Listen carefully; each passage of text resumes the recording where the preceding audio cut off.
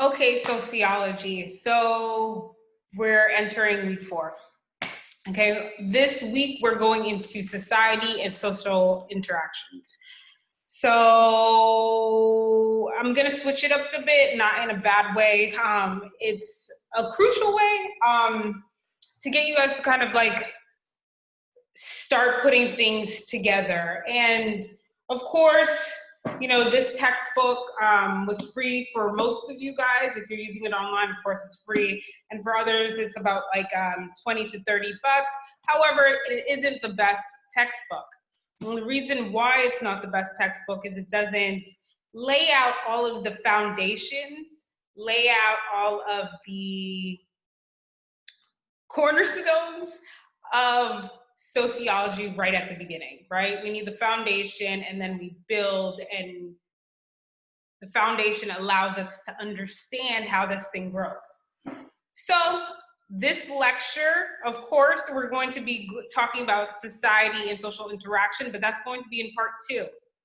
In this specific lecture, we're actually going to go into the structures, right? The social structures that we utilize in sociology to talk about like all sorts of interactions that we can have with each other on macro levels, meso levels, and micro levels, okay? So this is a lecture that all of you have to watch essentially because you are going to be quizzed, not quizzed, but examined on this lecture. Your quiz will just go along with the chapter. I'll keep it along with the chapter. But when it comes to the exam, we're definitely getting into social structures, macro, meso, and micro level social structures. So this part 1, we're going into the social structures. So we've discussed the perspectives in sociology, you know, the conflict perspective, the symbolic interactionist perspective, and functionalist perspective. We also pretty much know what sociology is, what we look at, okay, in terms of relationships and patterns and trends and themes.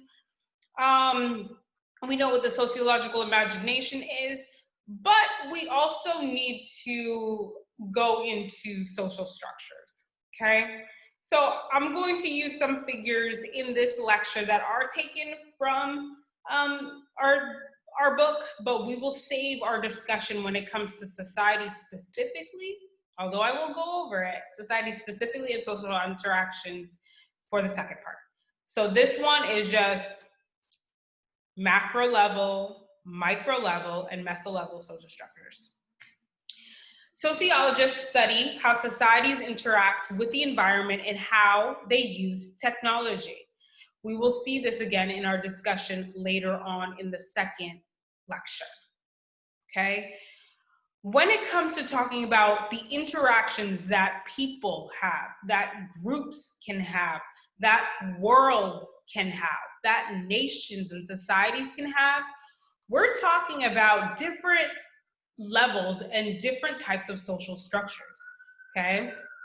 We're talking about macro all the way to micro level social structures. There are 7 social structures that we see and that we use in sociology: world systems, societies, institutions, networks, groups, roles, and statuses, okay? And as you can see on the figure, they're listed on a continuum from most macro to the least, okay? World systems being the most macro, and then the most micro being statuses. And in this lecture, again, we're going to go through all 7, okay? So as I said, structures, okay, are really just organizing reoccurring relationships that can happen on various levels, okay? The first structure we're going to go over is world systems. And again, we just saw that, okay? World systems. So world systems are reoccurring relationships that happen on a global scale, So we're talking about how the relationships amongst countries, okay? That's what we're talking about, the relationships amongst countries. And in this relationship amongst countries, there are different types of countries, right? There are core countries, semi-periphery countries, and peripheral countries. You actually might have heard the term first world, second world, third world. It's similar, okay? However, as a sociologist, we use core, semi-periphery, and periphery countries just because, one, they make more sense, and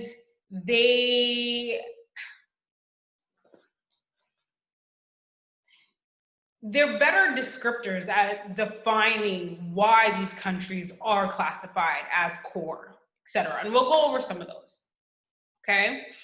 So core countries, semi-periphery, and peripheral countries are classified in their specific groups based on birth rate of the country, the death rate of the country, the infant mortality rate, educational attainment, gross domestic product, maternal mortality, etc. Okay. Now, talking about this reoccurring relationship, okay, we're going to go into each one of these types of countries. Okay, I'm going to begin with core countries. And again, this is just a figure of the global division of labor. So how we are connected to one another, our relationships with one another when it comes to labor, when it comes to things such as this iPhone, okay? And I think I'm going to use this iPhone, or maybe I'll use this iPhone as a major example of describing all of these nations. But a core country, I'm gonna list off, before I go through all of these countries, I'm going to list off examples of these countries and then explain why they are in this group. So examples of core countries include the United States of America, Canada, the UK, so the United Kingdom, China, okay? But what makes these countries core countries, okay? Core countries are countries where you can find the majority of the population highly skilled, okay? So majority of the population have a high educational attainment. So you have populations, the majority of these people having graduated high school, having graduated college. A majority of the population is also highly technologically advanced. So in these countries, you will find a majority of the country have access, right, to technology, so cell phones, computers, the internet, technology use in factories, on farms, in agriculture, etc. Okay?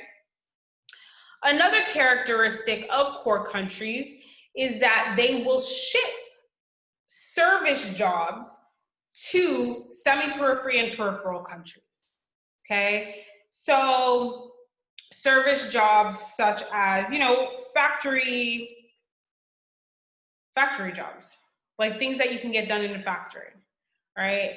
So what's an example of a service job? Oh, Electrolux. If any of you don't own a washer and dryer at home, but go to a laundromat, Electrolux is one of these brands that was founded in the United States. However, its factories got shipped overseas to, I believe, Mexico and Sweden. Okay, so now those individuals, create and put together these washers and dryers, those types of service jobs, okay? If any of you have ever been to Disneyland or Disney World and have, you want a trophy to take home or some kind of like souvenir, right? Think of where a lot of those items are made from. Those are types of service jobs, right? A lot of things you will find, say, made in China. Those are service jobs, okay? Apple, right? Certain types of computer systems that were found here and technologies that were found here, right? Their factories are located somewhere overseas. Those are types of service jobs, okay? Though we give service jobs to periphery and semi-periphery countries, those countries, periphery and semi-periphery countries, will give us raw materials, finished components, and goods, okay? So they'll do our jobs, but we will get finished products, okay? So we'll see this when we go to the Apple store. We will see this Mac when we go to the Apple store. We will see a complete Nike shoe when we go to a shoe store, okay? Sound good? Okay? So those are some unique characteristics of core countries, okay? Let's go into periphery countries, okay? Some examples of periphery countries. And you can say they're somewhat similar to our description of third world countries. They include Haiti, the Dominican Republic, Nicaragua, most of the countries in Africa,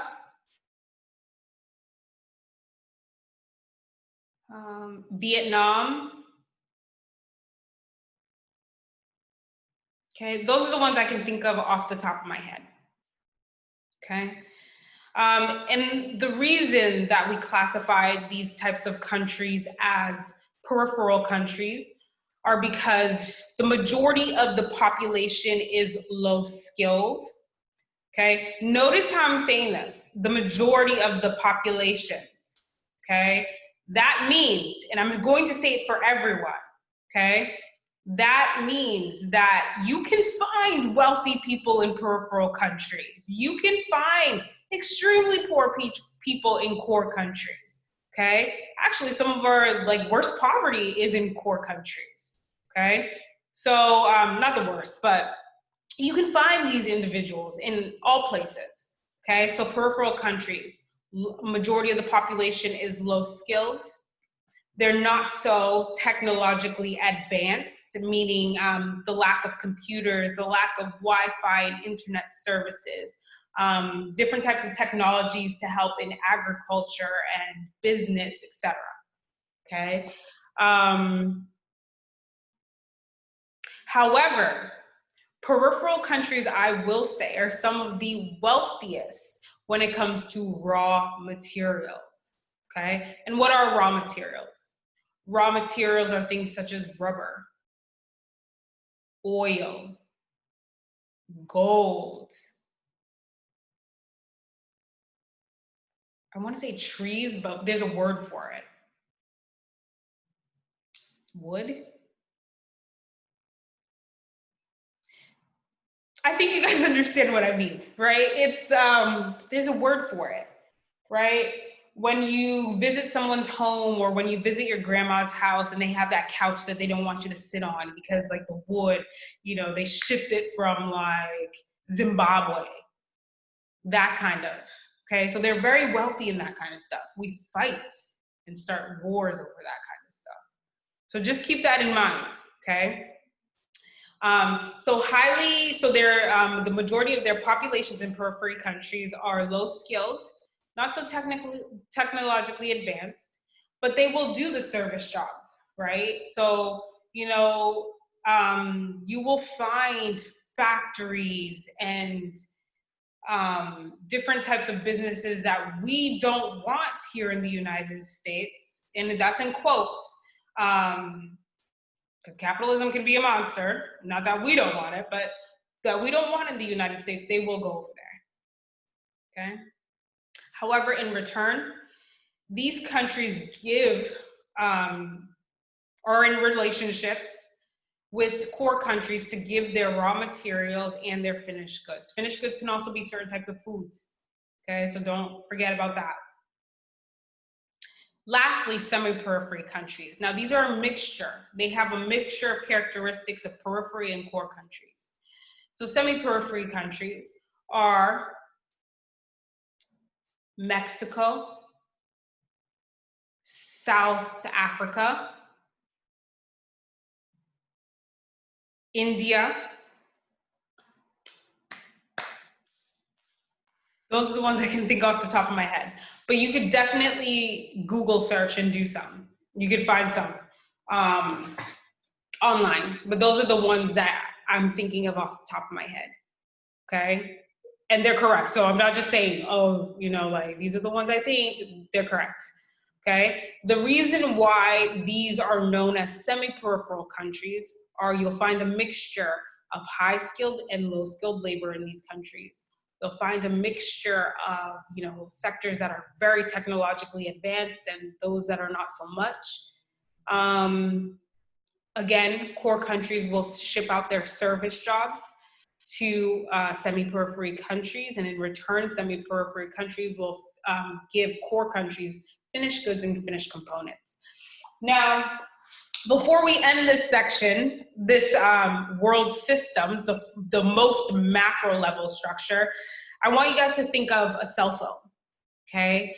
And think about the relationship amongst countries that had to happen for this thing to be created, okay?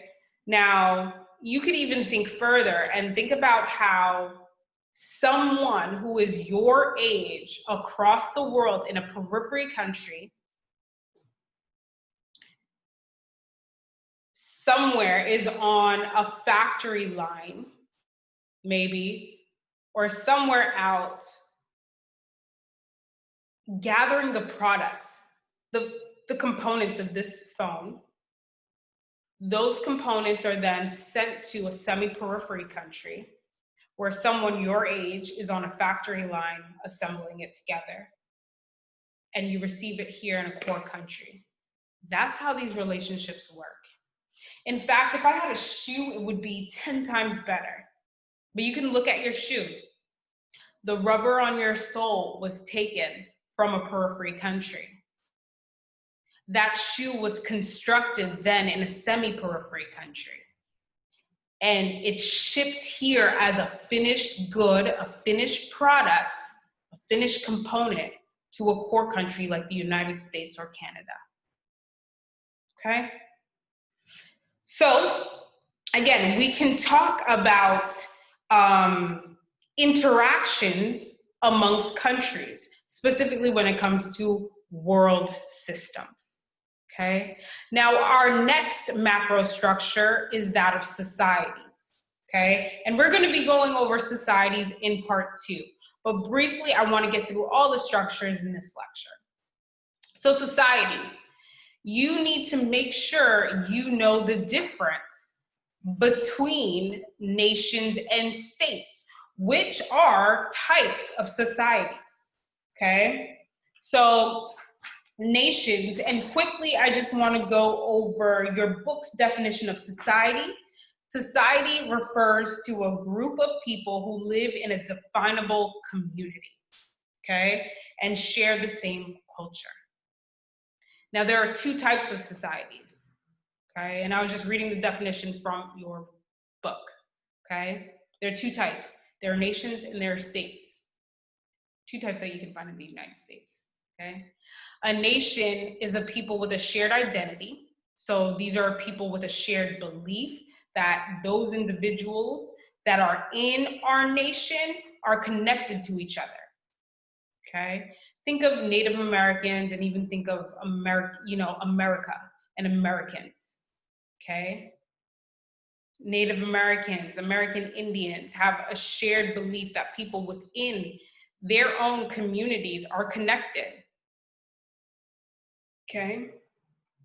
A question that I pose to you in this class is that in America, do we have a shared, identity that could be defined as a nation? And when we get farther into this semester, and that's why I wish this class was face-to-face, but I'm going to definitely do a flip on this, a flip grid. Do we define America as a nation? Okay. And if some of you are saying yes, right? Why are you saying yes, first of all? And second of all, are there individuals who we wouldn't necessarily consider part of our nation, and why? Okay, I'll give you my answer later. Okay, I am born in America. I am an American citizen, born here, raised here, but I wouldn't necessarily define America as a nation. I'll give you my answer why, but a lot of what's taking place today, a lot of our history really directs my answers. Okay. We also have states. States is a political entity. Okay, so think of a body of government, think of rules, policies, laws, government officials, okay, physical boundaries. This is easy, okay? We live in most of us live in Massachusetts. Then there are many of you who live in New Hampshire.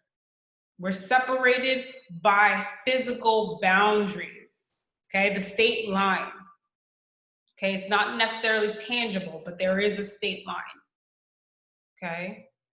Massachusetts and New Hampshire both have their own rules. They have their own policies. They have their own laws. If I'm on my way to Plastow, New Hampshire, and I'm coming from Haverhill, and I throw something out my car onto the highway in Haverhill, and I get a fine in Haverhill, that fine is not equivalent to the one that I would get in Plastow, New Hampshire.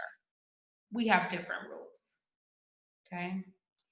And then lastly, there are places, many places, where you will find a nation state, which is some sort of organization or community that combines the nation and the state, okay? Here, a nation state are people with a single common identity that reside in a country with firm borders and a single government, okay? Examples are South Korea, Iceland, Japan, and Portugal, okay?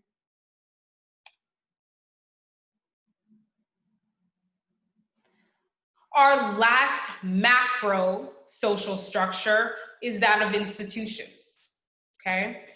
So institutions, you need to think back to chapter 1. You were introduced to Emil Durkheim. He's a functionalist. Remember the things that he said in chapter 1, right? People are born what? They're born flawed, okay? And because people are born flawed, society sets up certain structures and institutions specifically to redirect them, to keep things at an equilibrium, to keep things peaceful, okay? Talcott Parsons, he's identified with organizing social perspectives into, specific views, specifically that functionalist side, and he's oftentimes linked to institutions as well. However, I do want you guys to really think, and I should change this PowerPoint slide, really associate this with Emil Durkheim. But Talcott Parsons does say that these institutions do provide some functional imperatives, okay? Functional imperatives meaning like these systems, these institutions, and there are 5 major institutions, which I will go over. They provide, some really important necessities to us, okay? So a functional imperative. So I'm going to go over the functional imperatives first and then go into the 5 types of institutions that we have and that you can find in every single society, although they might be different. You can find these 5 institutions in every single society that we know of, okay? Before I get into that though, these institutions do provide, again, some functional imperatives.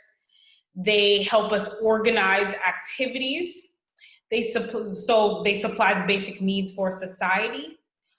These institutions will protect members, right, from both internal and external threats. These institutions will replace members. So when some individuals die or are incarcerated or leave our lives, you know, these institutions bring about new people, okay? These institutions will transmit knowledge. We will learn from all of these institutions when we get into them. These institutions will motivate their members. So they'll encourage members to keep replicating certain types of views, values, norms, and activities of a society for future generations. And they also serve, you know, their purpose when it comes to conflict resolution, okay? Now, the 5 key institutions that you can find in every single society that we know of today are family, religion, education, economy, and the state, okay? So again, family, they have functional imperatives. Religion has functional imperatives. The economy, education, the state. Good? Okay. You also are going to need to know some terms, right? That are associated with institutions. Because institutions have manifest and they have latent functions, okay? Now, manifest functions are the reasons that these institutions, how can I define this? Manifest functions are the intended purpose that these institutions were set up for, okay? So for instance, if you're still not getting it, so manifest function of religion. When I say manifest function, I'm really referring to, you know, what is the purpose of religion in society or in countries, okay? I could say that a manifest function of religion is to give people hope. The manifest function of religion is to teach people certain values, etc. Okay? When I say manifest function, what's the intended purpose that that institution was set up for? Okay? Latent function. It's not what the institution was meant, it's not what the institution was set up for, but it happens. It's like a consequence of the institution, okay?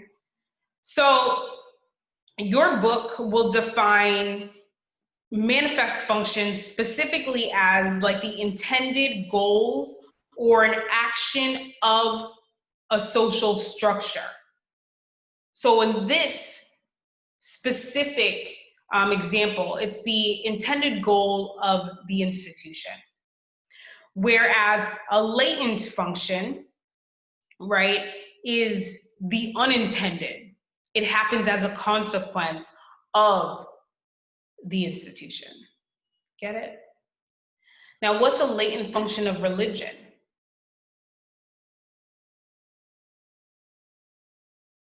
Religion is not meant to cause war, but it does. Okay? Let's do education. What's the manifest function of education? One intended goal of education is to, you know, teach students certain types of curricula that will help them find careers in their future. A latent function of education is that it can also divide people, okay? Think of the different types of education that we have and how that can divide people, how based on your education, you might be treated differently. You know, did you go to a private school? Did you go to a prep school? Or did you go to a public? Okay. Do some of those in your heads. Okay. Now going to our most micro statuses. Okay. So most micro again. So this is all the way down. Okay. And then we'll end with meso. But statuses, it's the smallest structure. And these are the minor distinctions between individuals, between us. In sociology, there are 3 types of statuses that one can have. Everyone has achieved statuses, everyone has a scribe status, and everyone has a master status that will change from situation to situation. An achieved status is a status that, again, it sounds like it, right? You earn it. Okay, so an example here is educational attainment, your educational level. You got your high school diploma, you know? Some of you have become captains of certain teams. That's an achieved status. Some of you have gotten promotions at work. That's an achieved status, etc. Some of you have gotten married. That's an achieved status. An ascribed status is a status that you are born into. Also, this status is unlikely to change, okay? So an ascribed status is sex, your biological sex. You can't change DNA, okay? You're born male or you're born female. However, right, we in sociology know that it's not just male and female. And we'll talk about this later on when we go into the differences between sex and gender, right? But there are actually about 5, okay? So male, female, and a lot of people are born intersex, okay? And there's variations of intersex, okay? But it's a pretty large number. An achieved status also could be your race, okay? Race, ethnicity, okay? I'm Black. What are you? Okay? Ascribed status is race. Another ascribed status can be class. And the reason why I'm putting class in ascribed status is because you were born into a class, okay? Also, furthermore, for those of you saying, well, you can achieve, yes. You know, some of us will be able to achieve, but I'm not trying to discourage anyone. The class that you are born in today is most likely the class that you are going to die in, okay? It was so much easier for our parents, for generations before us, okay? And I'm even saying that as a Black professor, right, who's sitting here, okay? It was much easier for my parents than it was for me, okay? So we'll get into that when we discuss class specifically, okay? And yes, some of you might be saying, well, you know, you have, you know, you're able to teach, you know, like Jim Crow doesn't exist and things like that, but there are still a lot of issues, okay? Master status. Master status is the status that matters the most in a situation. It's not static. It can be achieved or it can be ascribed, okay? Master status, you should also realize, is a status that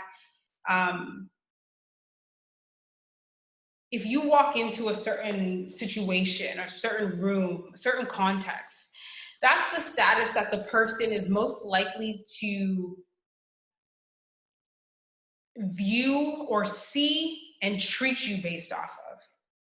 So for instance, myself, Sheila, I walk into a room full of men, and I'm saying it specifically like that. What is my master status?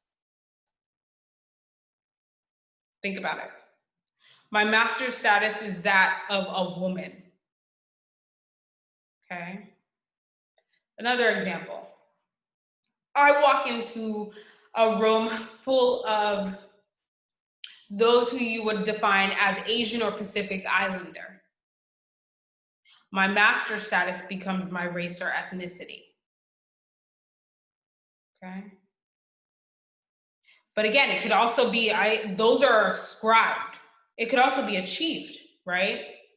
I myself, Sheila, I walk into a classroom at NECC and I stand at the front of the room. My master status is that of a professor. Okay. Now, after class, I get into my car and I drive to a CVS. My master status does not remain that of a professor, but I walk into a CVS. What is my master status now? I'm a patron. Okay. And that's how people are going to treat me. We do not, like, I hope you guys get it. Get it? Okay. Here is an example of a simplified status chart, okay?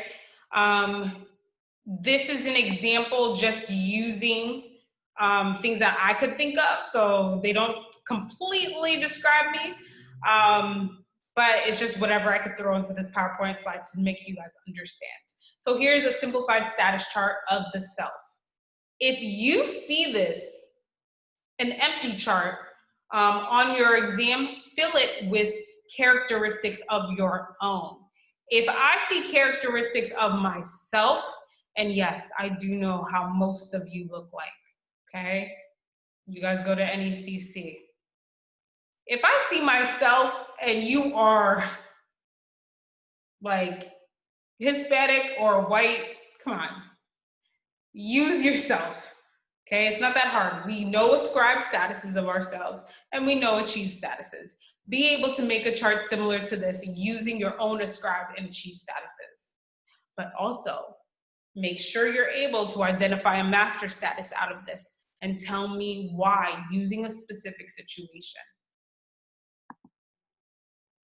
Roles. So this isn't the most micro, but it is micro. It's right above statuses, okay? So when it comes to roles, roles are defined as a set of behavioral expectations in an individual situation. Now, there are two types of role effects that one can feel: role strain and role conflict. Role strain is when, I'll do role conflict first. Role conflict is when an individual has two different roles, okay, that conflict with one another, okay? So for instance, many of you are students. Many of you also work, okay? Now, COVID is making it easy for a lot of us to work full-time jobs and also go to school full-time, specifically online. However, if you were face-to-face, if you had face-to-face classes and we're trying to work full-time, that might, bring an issue about, okay? So imagine you have an exam at 8 a.m. on Friday morning, and that same Friday morning, you're scheduled to be at work, okay? What do you do as a student? Because these roles are conflicting. Get it? And then role strain, right? It's when one of your roles, right, doesn't match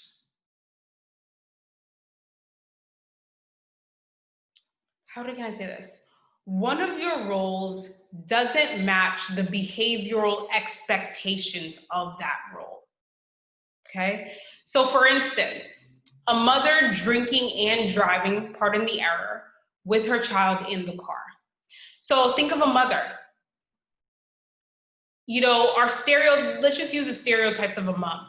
A mom is supposed to be caring, nurturing, loving, you know, provide like certain motherly duties. Okay.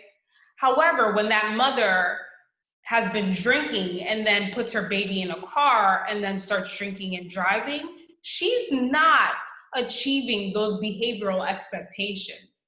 Okay. There's actually some kind of strain going on. Get it? Okay. And then role sets, right, are just all the social roles and the positions that one fulfills. Okay. And here's an example of a simplified role set. And I hope you guys, I have to move my little face around, but I hope you guys can see this. Okay. And this is just an example of a medical student and all the roles that a medical student has. Okay. A medical student could be a fellow student, meaning, you know, this person has a fellowship and needs to complete a certain type of research before the end of the semester or the end of their years in medical school. A medical student can also be a nurse, an instructor. Most of the medical students are also TAs, so teaching assistants, instructor. A medical student can even find themselves as a patient. Good. Okay. Be able to do a simplified role set of yourself. Many of you are NECC students that will go in the center. What are some other roles that you guys have? Okay. Groups. So our last social structures are Meso level social structures. So groups. Okay. Groups are people that have a commonality. Okay. This is not to be confused with aggregate groups, which are people that happen to find themselves in the same place, the same time, but have no connections to each other. Okay. So, for example, it's an example of a group.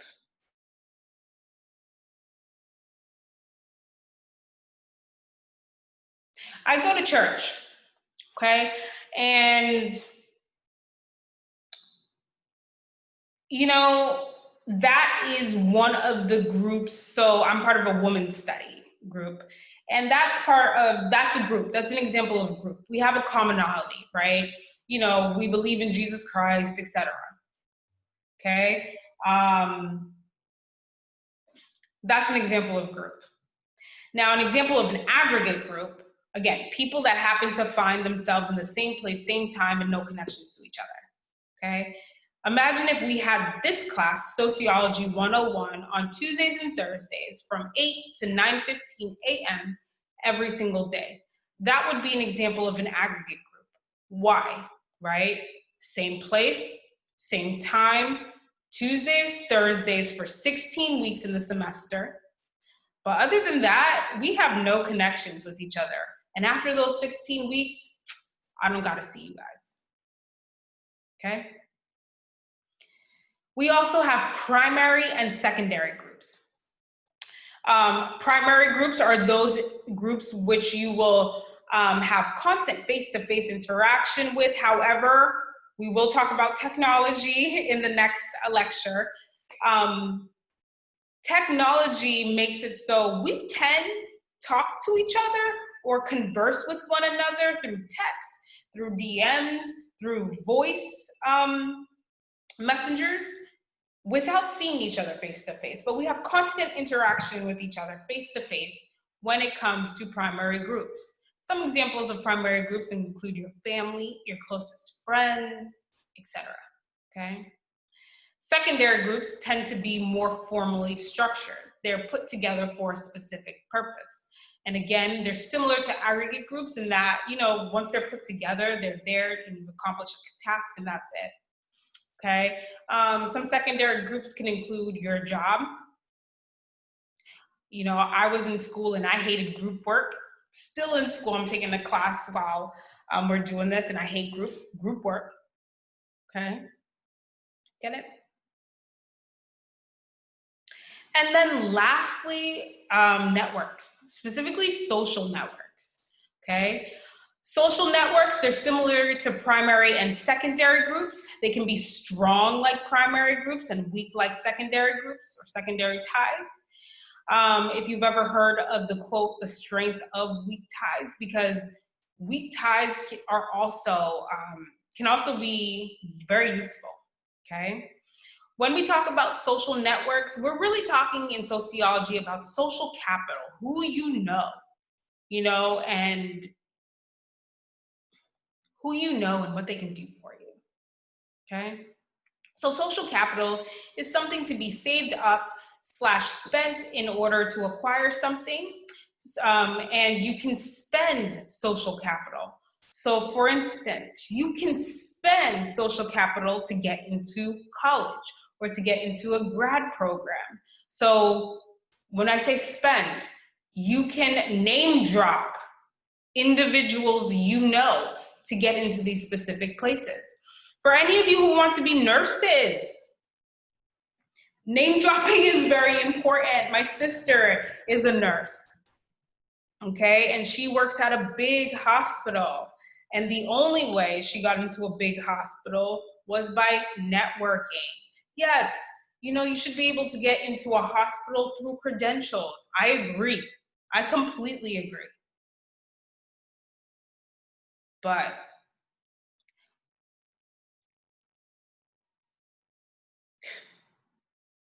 the system doesn't always work like that, okay? Especially if you, we'll get to it later, okay? I don't want to stress or cause drama, okay? So soon in the semester, okay? But you can name drop, get into college, to get into a grad program, to get a job, okay? I've done it, you will do it if you haven't done it, etc. Okay? So I'm gonna end there and stay tuned for part 2, okay? So part 2, we're going to finish, and it's a short chapter again, society and social interaction, chapter 4. I'll see you guys in that video.